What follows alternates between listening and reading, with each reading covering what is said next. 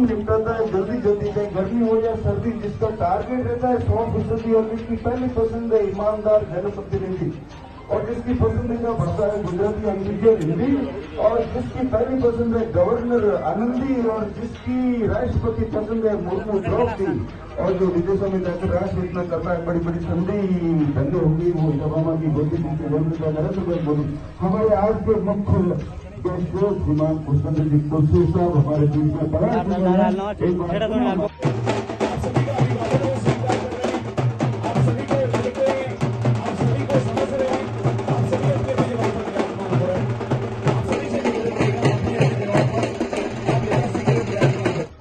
आपसे निवेदन रहेगा शंकरलाल जी मेघवाल साहब से कि आप मंच पर पधारें।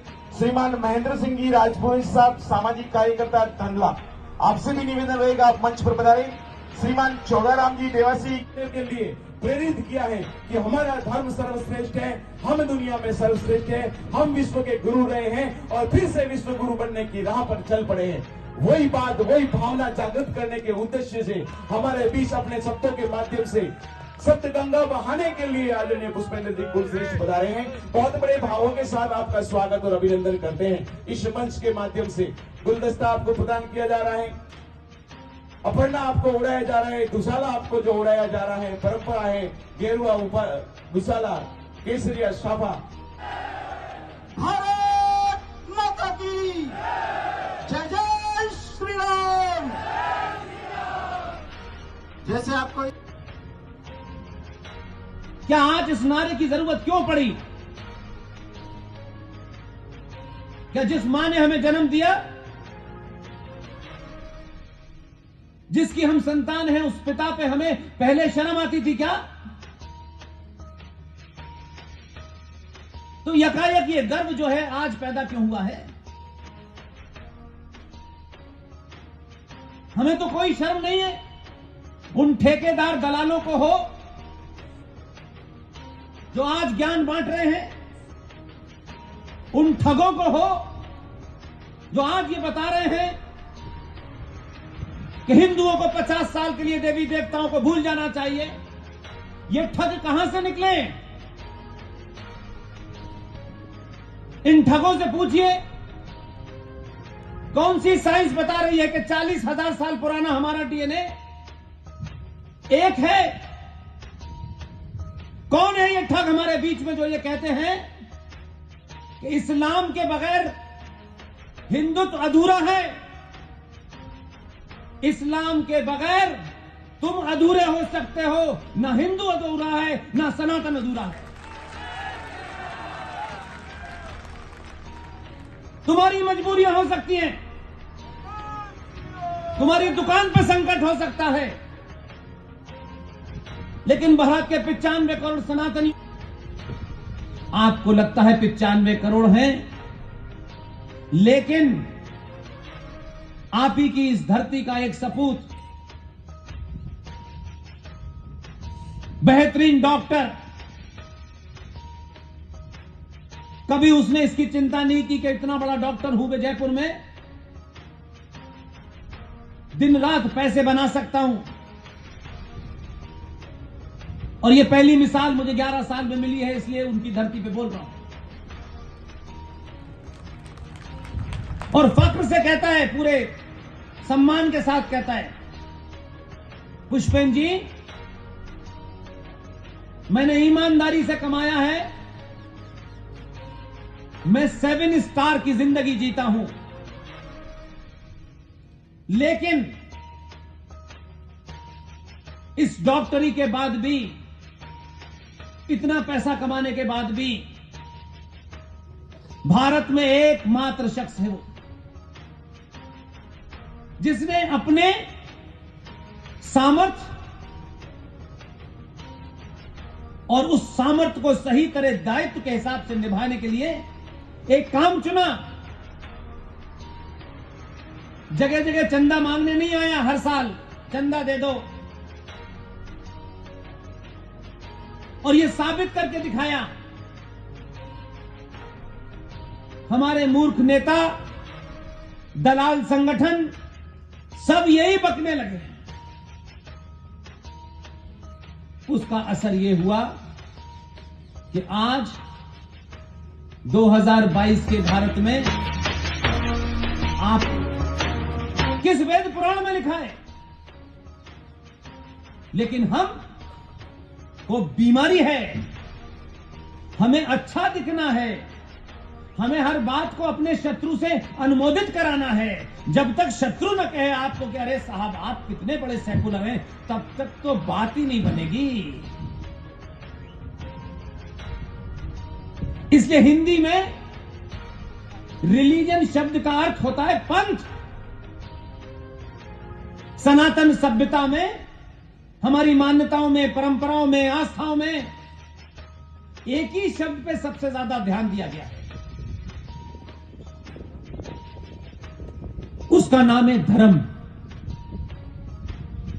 धर्म के हमारे साहित्य में जो अर्थ बताया गया है वो रिलीजन का ट्रांसलेशन नहीं बताया गया।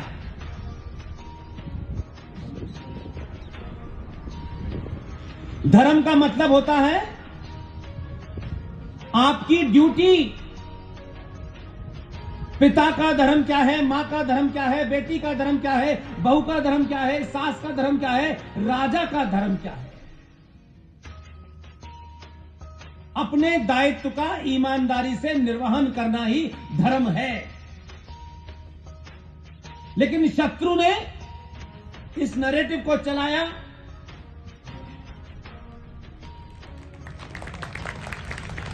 इसलिए कुछ विरोधियों को दूसरे अनादिकाल तक जब देश सृष्टि रहेगी तब तक यह सनातन रहेगा। सनातन को गेरुए वस्त्र पहन करके कोई नहीं बचा सकता। नेताओं को अच्छा लग सकता है, कुछ पार्टियों को अच्छा, कंपनियों को अपनी दलाली के लिए बेचिए मत। इसलिए आज ये संकट बना हुआ है। बुरा भला कह करके हम अपनी जिम्मेदारी से नहीं भाग सकते। अगर पापी हमारे बीच में है, अलग अलग भेषों में है, तो उस पापी को चौराहे पे खड़ा करिए और गोली मारिए।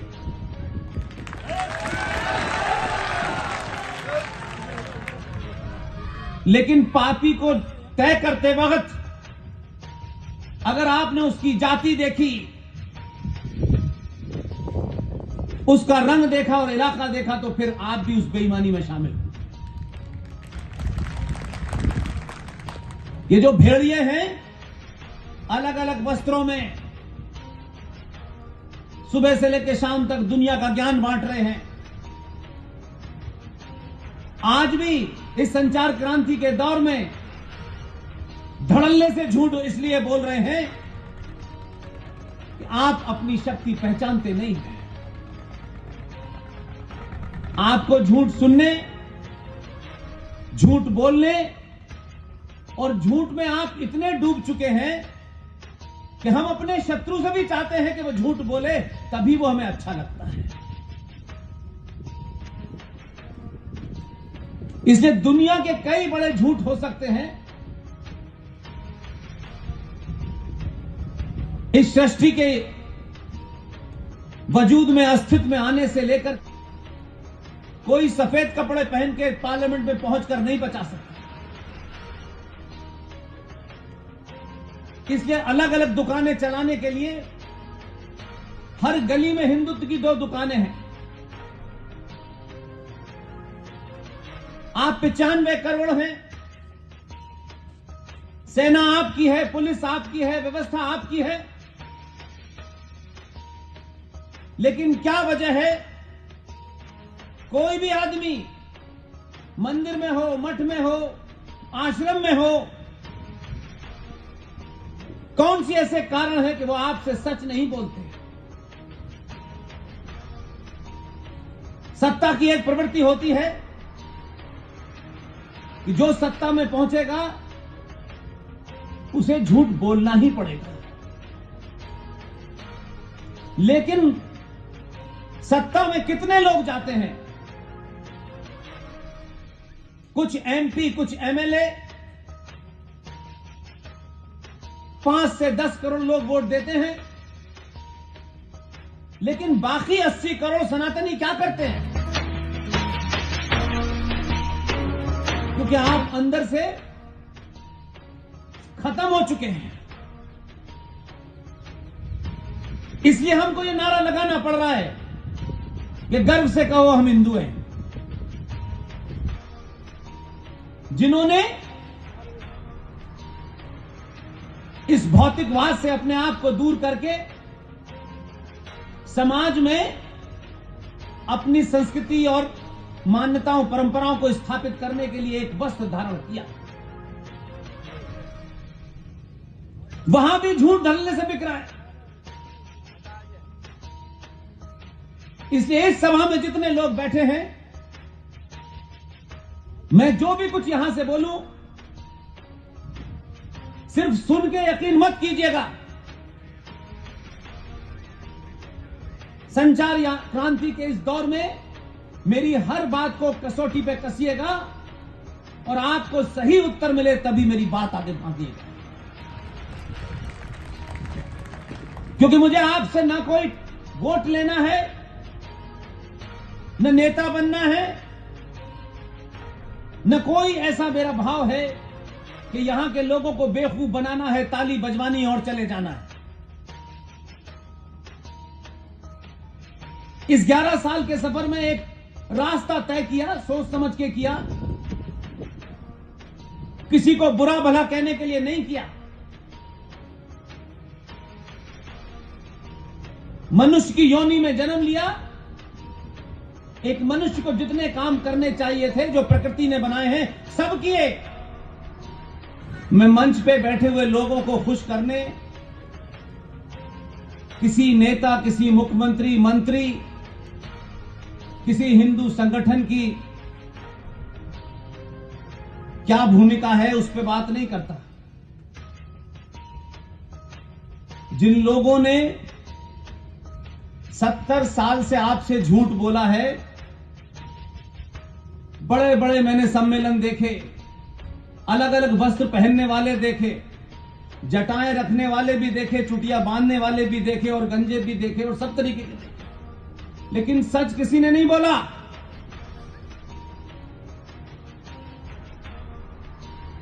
इसलिए इस समाज में एक संकट है कि पिछले लंबे कालखंड से दलाल, चोर उचक्के, बलात्कारी, दुनिया के सारे कुकर्म करने वाले लोग इस देश को ज्ञान देने में लगे हुए हैं और आप हमेशा उनके पीछे भागे। उन्होंने आपको अपनी शक्ति का बोध नहीं कराया और आप तुच्छ पूंजीय नेताओं के पीछे भागते हैं, स्थापित करते हैं और 2 कमरे में रहने वाला नेता 5 साल के बाद 12 कमरे का मकान बनाता है और आप फिर किसी नए नेता की तलाश में निकल जाते हैं। कहीं जाति का मामला है, कहीं इलाके का मामला है। ये सिलसिला चलेगा क्योंकि आप उस मनोदशा से बाहर निकलने के लिए 700 साल में पहली बार तैयार हुए हैं।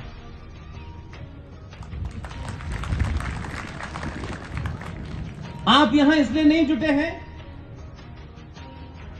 कि किसी नेता की सभा है, बस में भर के लाया गया है, रात्रि भोज का भी इंतजाम किया गया है। आप इसलिए नहीं आए हैं। इस सभा में चाहे कुर्सी पे बैठा हो, चाहे मंच पे बैठा हो, चाहे जमीन पे बैठा हो, आप अंदर से आहत हैं, घायल हैं, आप तकलीफ में हैं। आपकी मां, बहन, बेटी एक गहरे घाव के साथ जिंदा है। आप उसका हल ढूंढने आए हैं। कौन कहता है कि राष्ट्रवाद बेरोजगार लोगों का काम है? कौन कहता है कि राष्ट्रवाद के लिए घर को छोड़ के आना पड़ता है? कोई जरूरत नहीं है। आज का युवा लैपटॉप के बच्चे, मोबाइल वाले बच्चे, आज के दौर में जो है उन्हें करने दीजिए, लेकिन जो चिप आंख में उनके गलत लगा रखी है और आपकी तो शुरू से लगी हुई है, उसको ठीक कर लीजिए।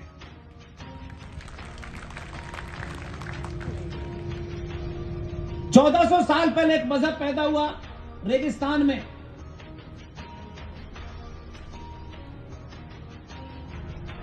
वो ऊंट की पीठ पे खड़े होकर खजूर तोड़ते थे।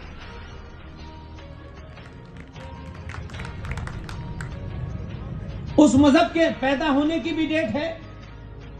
उस मजहब में कोई पैगंबर था, उसके पैदा होने की डेट है कि नहीं है? और उस पैगंबर के मरने की भी डेट है। 2000 साल पहले भी एक मजहब पैदा हुआ, उसकी भी एक किताब है। और वो जो सूली पे लटके, उनके पैदा होने की भी डेट है और मरने की भी डेट है,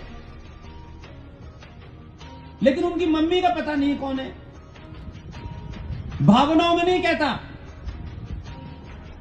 किसी व्यक्ति विशेष, किसी संगठन मेरे मूल में नहीं है। ये नैरेटिव हमारे ठेकेदारों ने बनाया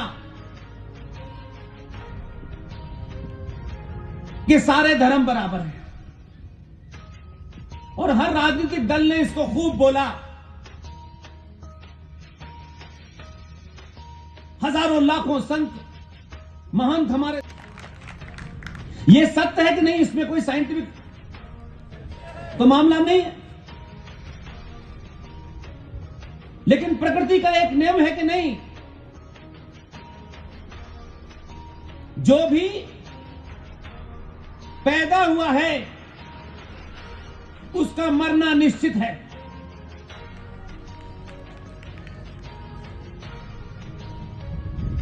किसी भी शक्ल में हो, पेड़ पौधे, इंसान, जानवर, उसकी मृत्यु निश्चित है, उसे कोई रोक नहीं सकता। सनातन अनादि अनादिकाल से था। न सनातन की कोई किताब है, न सनातन का कोई रहनुमा है, न पैगंबर है, और अनादि अनादिकाल तक, जब तक ये सृष्टि रहेगी, सनातन रहेगा। और क्योंकि सनातन पैदा नहीं हुआ है तो उसके मरने का प्रश्न नहीं उठता।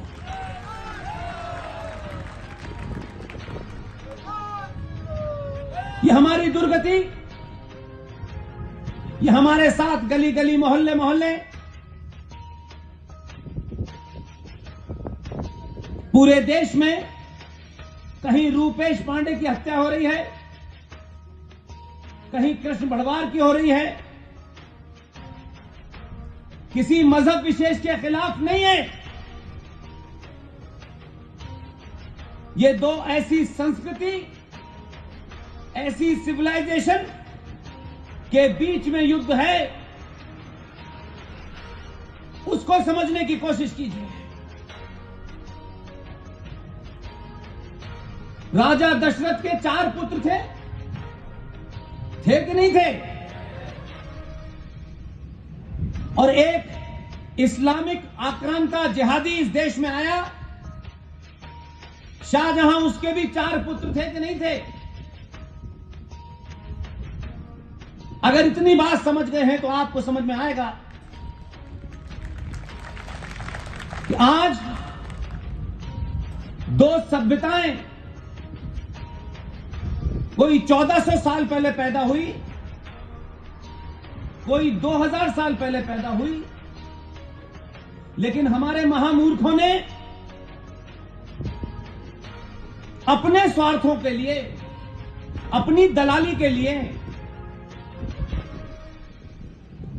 सनातन संस्कृति को ये कहकर के कि सारे धर्म बराबर हैं, ये जिसने कहा है वो सनातन का दलाल है। और मैं युवा सच पढ़े, सच सुने, और सच का मतलब होता है कि ओरिजिनल सोर्स से ली हुई बात पढ़े। किसी ने बता दी है, किसी ने कह दी है, कोई महाज्ञानी है, कोई बहुत बड़ा प्रचारक है, कोई बहुत बड़ा स्पीकर है, इस पे न जाएं। आज 2022 के भारत में संचार क्रांति में कोई चीज, कोई आदमी झूठ बोल के नहीं भाग सकता। लिहाजा पुष्पेंद्र हो या कोई भी आदमी हो, उसको कसौटी पे कसे कि मैं कोई इतिहास का रेफरेंस दे रहा हूं तो कहां से दे रहा हूं, किस तरह से दे रहा हूं। और अगर मैं तो ऊपर खुले तौर पे कहता हूं कि मेरी अगर कोई बात की दोबारा बोल दो तो पुष्पेंद्र दिल्ली 01 मेरा पर्सनल ईमेल है। मुझे पता है पुष्पेंद्र जी आपने ये बात कही थी, मुझे इसका सोर्स नहीं मिल रहा। मैं उस बच्चे को रात के 4 बजे भी जग के जवाब दूंगा, क्योंकि मैं लोगों को अवेयर करना चाहता हूं, उनका करेक्ट इन्फॉर्मेशन चाहता हूं। बाकी वो किसको वोट दें, किस पार्टी में जाए, किस संगठन में जाए, मेरा नहीं। युवा सच पढ़े, सुनी सुनाए। और आज जब युवा पढ़ रहा है क्योंकि उसके पास इन्फॉर्मेशन है, तो लोग बौखलाए हुए हैं। इसलिए लोग कहते हैं अरे भारत में इंटॉलरेंस बढ़ रही है, भारत को सच पता चल रहा है, इसलिए इंटॉलरेंस। सर, आपको देखकर जो लोग युवा आज के समय में जो अपने जो नजरिया चेंज कर रहे हैं, उसके बारे में क्या कहना चाहिए? मैं कहता हूँ युवाओं से कहिए कि हम जैसे बहुत लोग बोले, अनुज धर बोल रहे हैं, जीटी बख्शी बोल रहे हैं, सुशील पंडित बोल रहे हैं, तो आप जब गलत रास्ता आप करें, हमें फॉलो मत करो। हम कोई महान आदमी नहीं है भाई, हम कोई बहुत विद्वान आदमी नहीं है, लेकिन हम तो आपको बता रहे हैं कि भारत 15 अगस्त को आजाद अगर हुआ था तो हमें बताओ कि 48 को भारत जब आजाद हो गया 15 अगस्त 1947 को, तो गुलाम भारत का आखिरी वायसराय, भारत का फर्स्ट गवर्नर जनरल बन गया। 51, 52, 53, 54 तक भारतीय सेनाओं के, इंग्लैंड के लोग, अंग्रेज लोग उसके सेना। भारत के संविधान में 1860 का पुलिस कानून चल रहा है, 1861 का एविडेंस कानून चल रहा है। तो आजादी का मतलब क्या होता है भाई? बैटरी। ठीक है, थैंक यू।